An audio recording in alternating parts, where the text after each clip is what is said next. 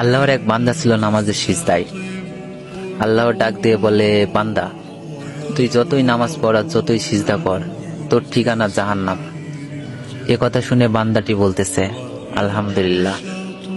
আল্লাহ বলে, এই বান্দা, জাহান্নামের কথা শুনে কেউ আলহামদুলিল্লাহ কয়? বান্দা বলে, আল্লাহ, জাহান্নামের মালিকও তুমি, জান্নাতের মালিকও তুমি। তুমি আল্লাহ যদি খুশি হয়ে আমাকে জাহান্নামও দাও, আমার আপত্তি করার কোনো অধিকার নেই। আল্লাহ বলতেছে, বান্দা, জাহান্নামে গেলে তুই পুড়ে যাবি, তোর কষ্ট হবে। বান্দা বলতেছে, আল্লাহ, কষ্ট শুধু আমার হবে না, তোমারও হবে। আল্লাহ বলে, বান্দা, তুই পুড়বি জাহান্নামে, আমার কষ্ট কেন হবে? বান্দা বলে, আল্লাহ, মায়ের কোলে সন্তান যদি পানিতে পড়ে যায়, তাহলে দুনিয়ার কোনো মাই যেমন দূরে দাঁড়িয়ে থাকতে পারে না, দৌড়ে গিয়ে বাচ্চাকে কোলে নেয়, আমার বিশ্বাস ওই মায়ের চেয়ে কোটি কোটি গুণ দয়া তোমার বেশি। আমাকে জাহান্নাম দিলে তুমিও আল্লাহ শান্তি পাবে না।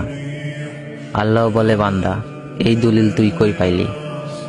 বান্দা বলে, আল্লাহ, আমাদের জাতির পিতা ইব্রাহিম আলাইহিস সালাম তোমার প্রেম বুকে নিয়ে যখন নমরুদের চুলায় পড়ে গেল, তার আগেই তুমি বলে দিলে, আমার দিকে তাকিয়ে দেখো, আমার কলেজা ভরে শুধু তুমি আছো, আর অন্য কারো জায়গা নাই। আল্লাহ বলে, বান্দা, আমার প্রেমের ভক্তি নিয়ে যদি কেউ জাহান্নামেও যায়, আমি জাহান্নামকেও জান্নাত বানিয়ে দিব। সুবহানাল্লাহ।